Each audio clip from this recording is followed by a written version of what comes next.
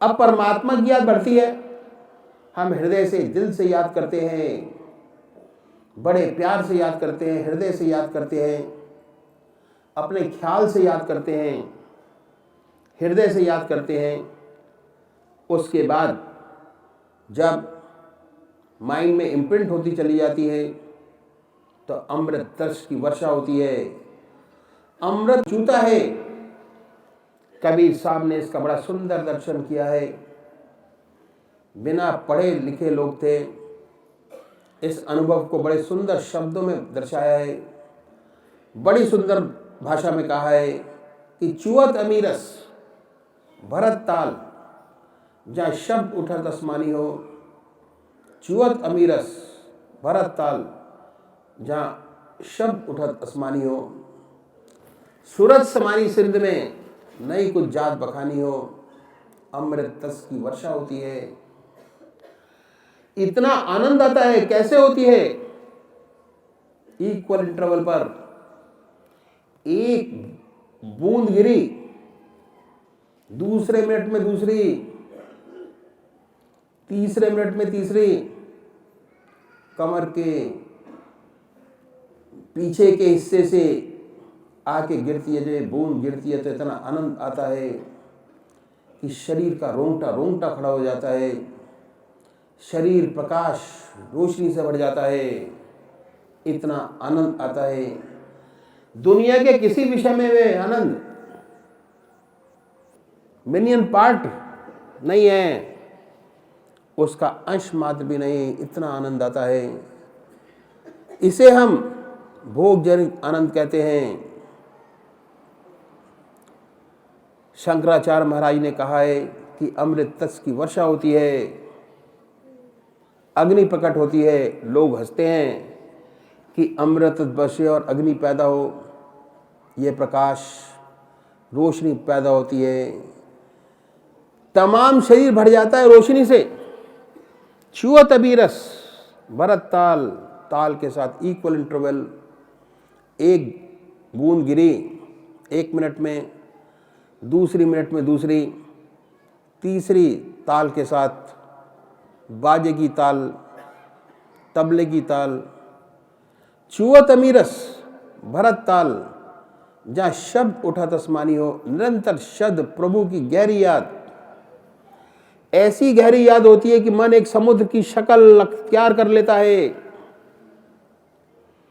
ऐसा मालूम होता है कि अगाध समुद्र है, समुद्री समुद्र जिसमें लहरें नहीं, शांत है।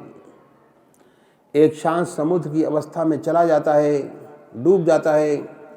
ऐसी प्रभु की गहरी याद होती है। जबरदस्ती बुलाए दूसरा विचार नहीं आता। छुअत अमीरस भरत ताल, जहाँ शब्द उठत आसमानी हो। सूरज समानी सिंध में नई कुछ जात बखानी हो। ये जो आनंद है, शब्दों में बयान नहीं किया जा सकता, शब्दों में नहीं बांधा जा सकता।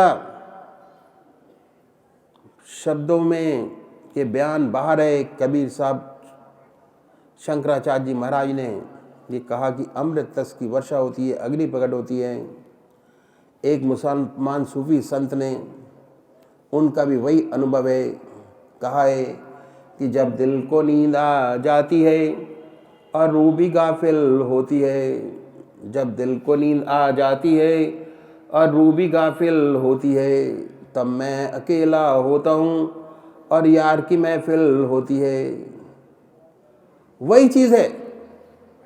मन सो गया, आत्मा भी सो गई, आत्मा भी लय हो गई, मैं अकेला होता हूँ और परमात्मा हमारे सामने होता है। दूसरा विचार तक नहीं आता, ख्याल तक नहीं आता।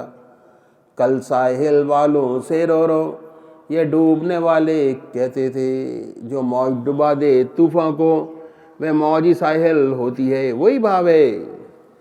हमारे बुजुर्गों ने क्या कहा?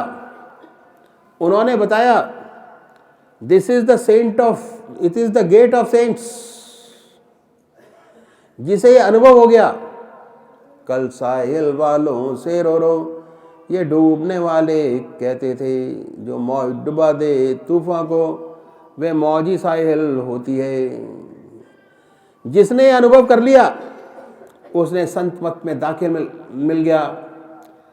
अब ये मेमोरी इम्प्रिंट हो गई परमानेंट आपके माइंड के अंदर, अब जा नहीं सकती। 24 घंटे का ध्यान पक्का हो गया, पुख्ता हो गया। चलते फिरते, खाते पीते, सोते जागते, संसार का हर व्यवहार करते उस परमात्मा की याद निरंतर बनी रहती है। ये उसकी दशा हो जाती है। उसकी एक टांग यहाँ और एक टांग वहाँ। हमारे सदगुरुओं ने कहा है, this is the gate of saints, संतों का दरवाजा है। अभी तो दरवाजे पर हम दाखिल हुए, इतना होने के बाद पहुंच बहुत दूर है। जिस जगह को सदगुरु है, इस जगह को जो सदगुरु है वे वार्निंग देते हैं। वे कहते हैं कि भाई ये योग जनित आनंद है जो आप ले रहे हो, ध्यान का योग जनित है। सच्चा भक्त आनंद नहीं चाहता। सच्चे भक्त को आनंद से कोई मतलब नहीं। सच्चा भक्त जो है वह परमात्मा के चरणों को चाहता है। उसकी तो एक ही इच्छा रहती है, एक ही ख्वाहिश रहती है कि हे प्रभु निरंतर तेरे चरणों में ध्यान बना रहे और कुछ नहीं चाहिए।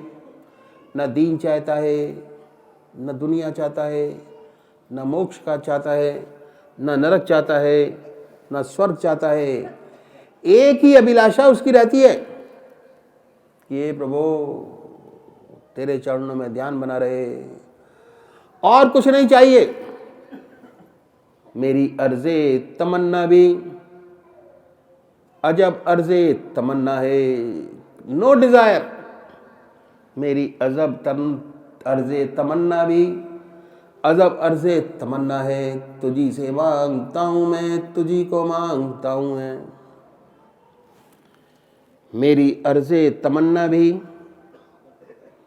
अजब अर्ज़े तमन्ना है। तुझी से मांगता हूँ मैं, तुझी को मांगता हूँ मैं। जो सच्चा भक्त है सिवा परमात्मा के चरणों के और कुछ नहीं चाहता, तो ये वार्निंग देता है, वह इससे भी मत लगाओ मन। इस आनंद की इच्छा भी छोड़ दो। आनंद की इच्छा को छोड़कर परमात्मा के चरणों को और कस के पकड़ो। उसके ही ध्यान में मस्त रहो। जो सच्चा भक्त है ना दुख में दुखी होता है, ना आनंद में सुखी मनाता है, वह तो अपने प्रभु के चरणों में निरंतर लगा रहता है।